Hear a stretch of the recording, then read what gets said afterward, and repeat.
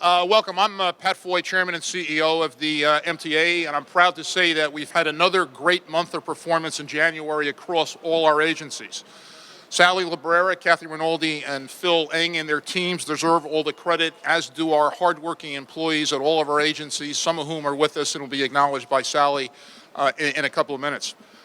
We've talked a lot recently about how it's a new day at the MTA, and the sustained gains in performance are a key indicator of that. We said we were going to improve and become more customer-focused, and we're proving it month after month after month. The numbers confirm that.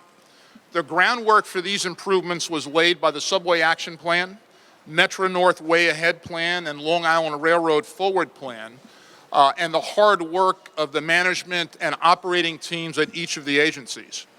For sure, we know that we have a lot of work to do going forward. We're ready for it and motivated to become even better and to provide even better service to keep this region moving and deliver for our 8 million daily customers. With that, I'll turn it over to my new colleague, Chief Operating Officer Mario Peliquin. Mario. Thank you, Pat. Good morning, everyone.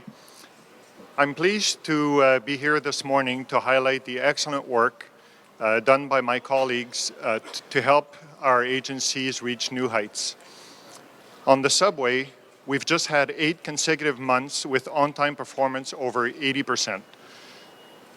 In January, Metro North hit its highest level of on-time performance since April 2014, and Long Island Railroad had its best performance January since 2012. This is great news for our customers. We know on-time performance is their focus. It's also my focus as Chief Operating Officer of the MTA. We're getting the pieces in place to ensure that these improvements don't slow down in the future. It's clear that New Yorkers have noticed the progress we're making. Ridership is up at all agencies, and we're seeing fewer delays.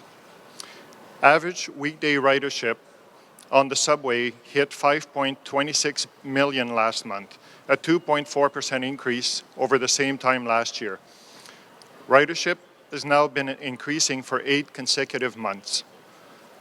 It also increased in 11 of the last 13 months, culminating in 1.7 billion subway trips over the last year. Metro North carried almost 7 million passengers in January, keeping up momentum from last year. Our full-year statistics show the railroad recorded its highest ever annual ridership in 2019, with 86.6 million passengers. Every year for the past 10 years, Metro North has broken or essentially tied its all-time ridership records. The Long Island Railroad is also carrying more customers than ever, serving 91.1 million riders last year. That's the highest ridership since 1949. Ridership for January was nearly 7.2 million. Sally, Kathy, and Phil have done a great job squeezing every last drop of performance from the existing infrastructure. They'll be getting a big boost in our 2020 to 2024 capital program with signal modernization, new train cars, and track replacement. Not to mention, we're funding East Side Access and Penn Station Access. In their capable hands, this new infrastructure is sure to propel us even further. We're taking a completely new approach to completing the work in the capital plan. Under Jano Lieber's leadership, the new construction and development organization is already getting started, issuing the first RFQs for accessibility project and Penn Station access. By bundling project, we're going to work smarter so that we can get projects done faster and more cost efficiently than we have in the past. This approach is already paying off with the L train project, which is on track to be completed 4 months earlier than scheduled and $100 million lower than the original budget. This proves that MTA can change with a combination of strong leadership, new strategies, and investment. Coupled with the incredible work of our tens of thousands of employees, we're grateful for their dedication. And now I'll turn it over to Sally. Thank you, Mario. It is great to be here this morning, and it's great to be joined by my Subway's colleagues behind me.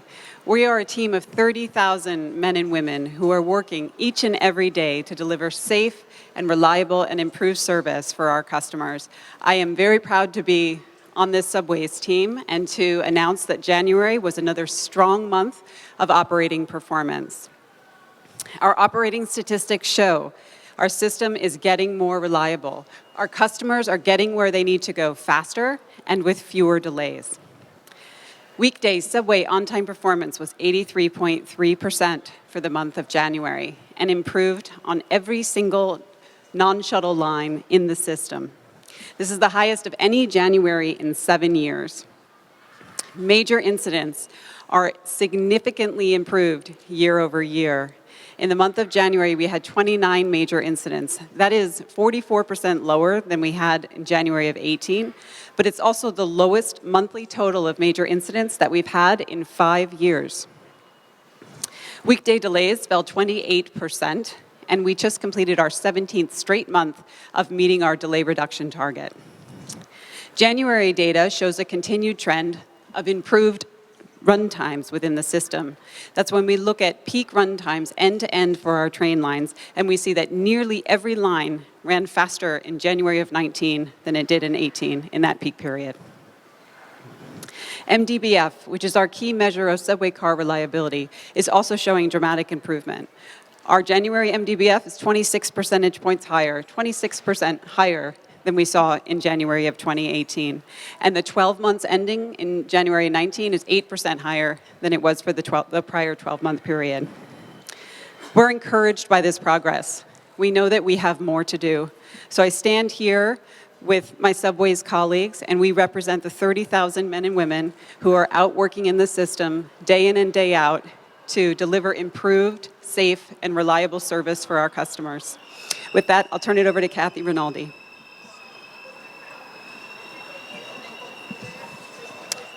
Thank you, Sally.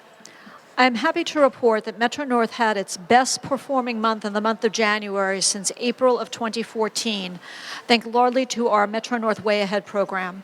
Our on-time performance climbed to 97.4%, which is an increase of 1.5 percentage points over last year. We could not do this without the dedication and commitment of the Metro-North workforce, who rises to the challenge every single day.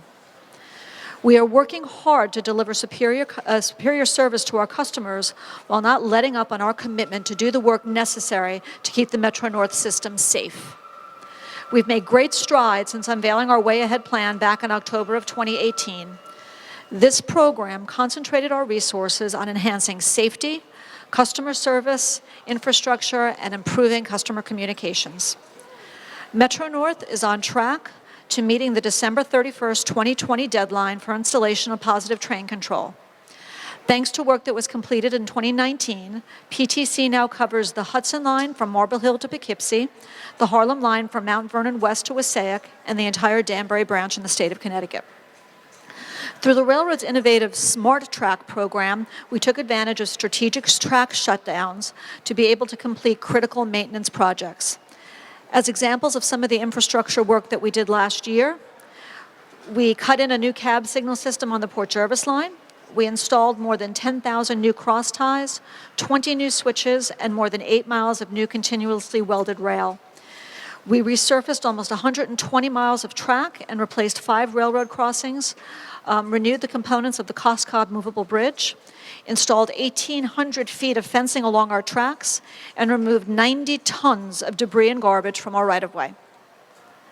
And when it comes to improving the customer experience, Metro-North extended its popular customer ambassador program to help provide riders with train service information and help those with any assistance that they might need in boarding trains. The program now goes beyond Grand Central to stations at Croton-Harmon, Fordham, Harlem 125th Street, New Rochelle, Stamford, and White Plains. We held 14 Connect With Us forums where customers get the chance to engage with senior management in person. And through our educational Tracks Rail Safety program, we connected with 110,000 people. I'm proud that last year we also opened our first customer lactation room in Grand Central Terminal. It's available for moms on the go whenever the station is open, and it's a crucial lifeline for new mothers who now have a clean and private space. I look forward to building on this momentum throughout 2020. And now I'll turn the floor over to Phil.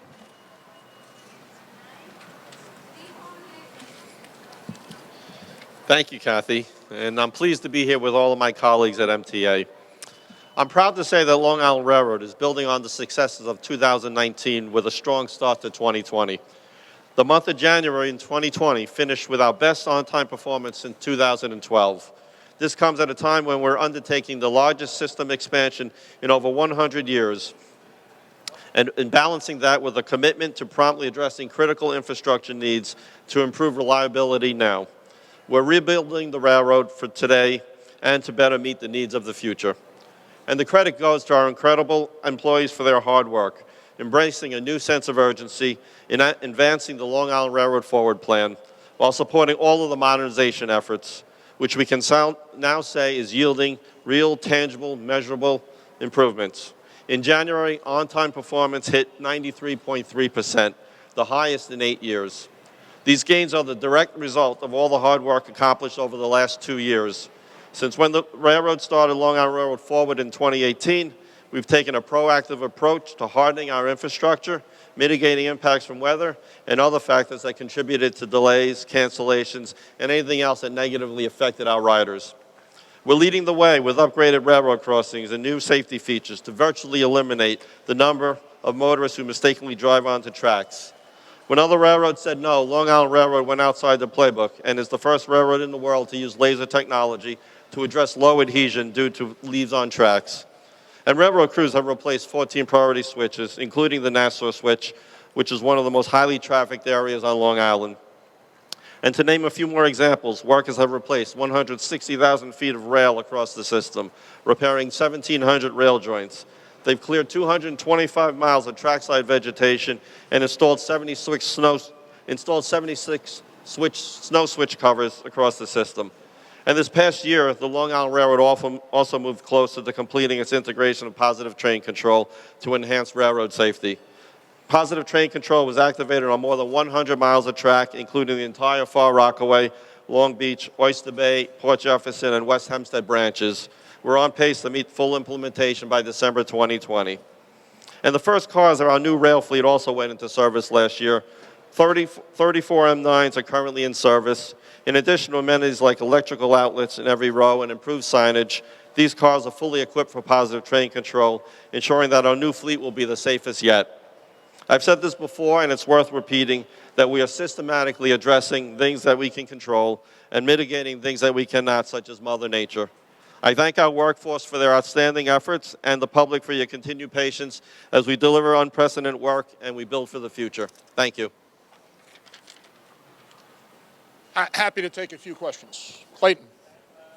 Years ago, you said the MTA had said that on-time performance might not be barometric. I need to get to work. The experience of riders, they said that weight assessment might be a better metric. Why have you instead, over the past year especially, used on-time performance as the gold standard metric for So not the case, right? We are reporting multiple metrics as we did today. Ridership is up, major delays is up, on-time performance is up, customer complaints are down, mean distance between failures is up. That's a positive. I reject the premise of the question. It's not the case. Andrew. Kathy? Sure. When we talk to Metro North riders, sometimes they tell us, yeah, it's on time, but this is that sort of airline-style padded schedule on time. After Spuyten Duyvil, you guys adjusted the schedules to allow for the slower speeds. So is it really 97% on time, or is it 97% within a fatter range? Well, let me put it this way. I mean, I think we use the same metric as Long Island does with respect to what trains are on time, what trains are not on time. In terms of adding time to our schedules, which we do on occasion, we do it in recognition of the fact that there's infrastructure work out there. And we want to give our customers a reliable ride. I mean, we've surveyed our customers. They want to know when they're going to get into Grand Central. So what we're trying to do is give them a realistic sense of when they'll actually arrive to their destinations on time. So I think it's really important. Reliability is an incredibly important component of what it is that we're doing, and getting there safely, obviously, is the most important thing of all. Pat, In light of some of the stories recently about the federal government and congestion pricing, I'm just wondering, I know it's in the law that the MTA board appoints the TMRB, but who really picks the people? Is it you? Should we be bothering you? Should we be bothering board members to see who they're talking to about appointing this incredibly important board? The selections will be made by the TBTA board, which is the same group of people that's the MTA board. If members of the public or members of or journalists have suggestions, we're open to them. As I said, we've received a number of recommendations from third parties and people nominating themselves or suggesting themselves, and welcome all suggestions. But it's TBTA members who are picking them, not you, or it's TBTA members who are picking the board members, not you or someone else. Yeah. And who's going to do the EIS or ESA? Do you know at all? Look, the environmental documents for congestion pricing have been underway, being prepared for for basically the last 6 to 9 months. I think in a just world, we'd get a categorical exclusion for congestion pricing because this is a huge environmental positive. It's going to fund mass transit, $15 billion of capital. It's going to reduce congestion. It's going to improve air quality. And from an environmental point of view, a huge positive. Do you have somebody lined up to do it, though? You said that the L train is going to be completed 4 months earlier. What date do you expect service to return on the L train? And will service return to what it was before, or will you be able to add some rush hour service to alleviate the overcrowding that they see there in the mornings? Well, look, when we're ready to announce a specific date and a ribbon cutting and a specific date for service upon completion, we'll announce that. I will tell you that the project is on time and on budget. We intend to keep it that way. Sally, can I ask you a question? Can you talk about the graffiti in the Jamaica yards? 11 cars, there was an awful lot of paint. One, how could it happen, number one? How could they even get in? And to create that much damage, what the cost is? So obviously we have a zero tolerance policy to graffiti, like the incident that you're speaking of. That takes our resources away from other critical work and other work that we could be doing for customers. In that case, those trains were in a location that was not directly part of the yard. We're working very closely with NYPD to make sure that we're doing everything that we can do and that they're doing everything that they can do to keep our fleet safe. I think this is for Kathy. Could you talk about this freedom ticket proposal for, or actually, this is an LIRR question, I apologize. This freedom ticket proposal to have reduced fares within the city. Your reaction to this request, please. Well, you know what? We support, as Mario mentioned, we support growing ridership on mass transportation. Anything that we can do to make it more affordable, we will. What we want to do is balance those types of fare opportunities along with our ability to provide service, and we're working very hard on that. I think the Atlantic ticket has demonstrated that we can do things of this nature, and we want to just make sure that we work with all parties involved and continue to promote mass transportation and get people out of their cars. Well, all of the modernization work that is ongoing, from East Side Access, from mainline expansion, gives Long Island Railroad ability to look towards the future. And as we build out and as we continue to improve operations, we certainly are going to look for opportunities to provide those types of fare structures. Following up on the question about graffiti and subway crimes, a lot of us have seen this viral video of people getting on the subway on motorbikes. You've had a woman get slashed on the subway recently. People want to know, where is the security? Where are the extra officers that the MTA said that they were going to put in these stations? Good question. 140 police officers, new police officers to the MTA Police Department have been sworn in and are on the job. By the end of the year, we'll have increased the size of the force by 500 police officers. We have an obligation to provide a safe and secure environment on subways, buses, Metro North, and Long Island Railroad. We take that responsibility seriously. Do we know where where security was in these cases, where the people got on with motorbikes? A lot of people are very appalled as to how nobody saw them, nobody stopped them. Yeah, look, that should not have happened. It's being investigated by the NYPD. Bringing motorbikes, which have obviously fuel of some sort in them, creates a public hazard. It's illegal. I hope the police find those people and that they're prosecuted to the maximum extent of the law. That was an outrageous and dangerous thing to do. Dana. Pat, when do you expect congestion pricing tolling to begin? Dana, here's what I can speak to. I can speak to the work that the MTA and TBTA is doing. As we announced, we took that proposal to the board a month early in October of last year rather than November. We signed the contract with TransCore and its team a month early, and we gave the notice to proceed a month early. That work is going well. The legislature passed congestion pricing April 1st of last year. We had our first meeting with our colleagues in Washington a couple of weeks later. There have been multiple meetings at the staff level, leadership level since then, both in Washington and Albany, and we are moving aggressively and zealously to move congestion pricing forward. But do you still expect it to start as anticipated in January?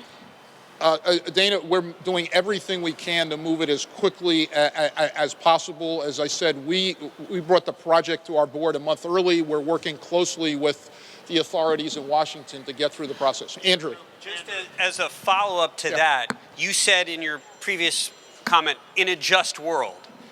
We know that the federal government has not done anything with the Gateway project. Now, if the federal government has veto power on congestion pricing, should New Yorkers be informed that it may not happen? Congestion pricing will happen. Look, the comment I made about if we lived in a just world, from a transportation point of view, from a transit point of view, it provides $15 billion of capital. From an environmental point of view, it will reduce congestion throughout the entire city of New York, throughout the entire region, improve air quality, reduce the amount of lead in the air, improve life for asthmatics, et cetera.